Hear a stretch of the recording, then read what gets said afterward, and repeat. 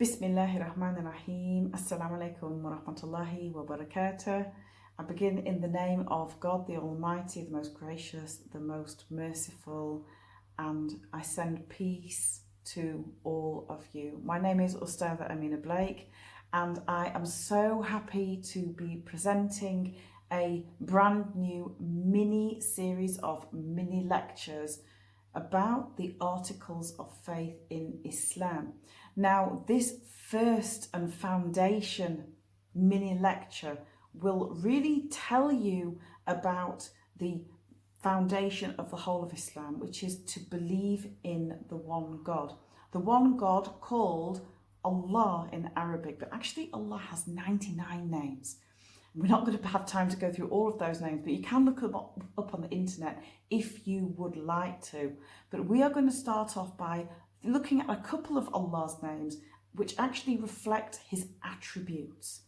Now, first of all, we'll look at the word Allah, because very often we have the understanding that Allah is something different from God. So when I was being brought up as a Christian, when I was at school doing religious education, Islam was taught separate from Christianity. And actually, I was taught that Allah was the name of the Muslim God and God was the name of the Christian God. But actually, when we look at it in its entirety, this isn't entirely correct.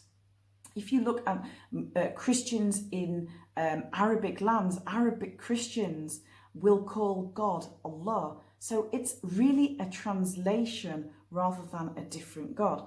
Now, the reason why Muslims call God Allah rather than God and prefer to do this, even though it's fine to translate it to God, which would really be translated to the one God, Allah cannot be made plural. So the word Allah in Arabic cannot be made plural. It also cannot be made masculine or feminine.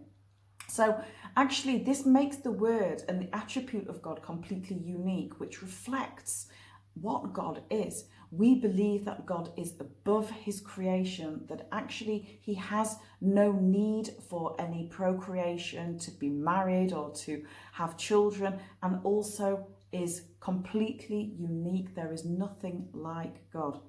And this is why we use the word Allah. So what about the attributes of God?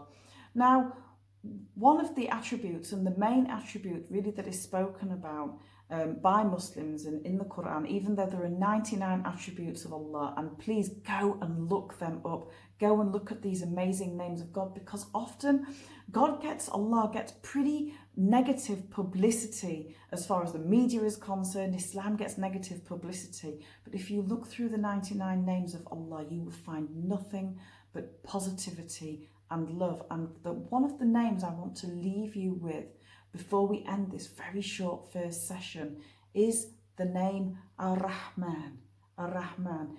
At the beginning of each of the chapters of the Quran, which is one of the books of God, and we will talk about those later in the series, but Ar-Rahman means the most merciful.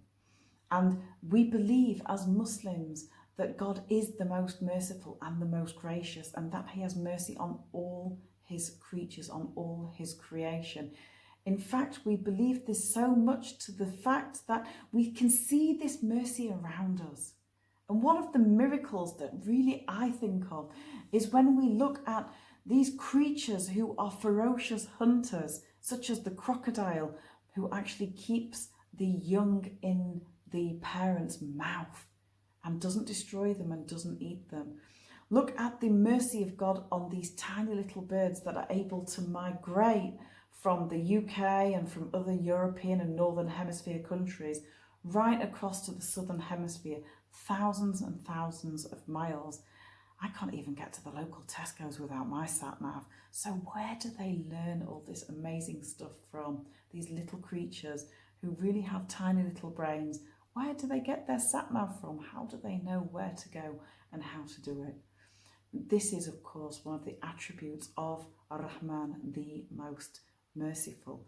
So for now, I'm going to leave you to have a think about that. Go and have a look at those names of Allah and ponder for yourself what his attributes are.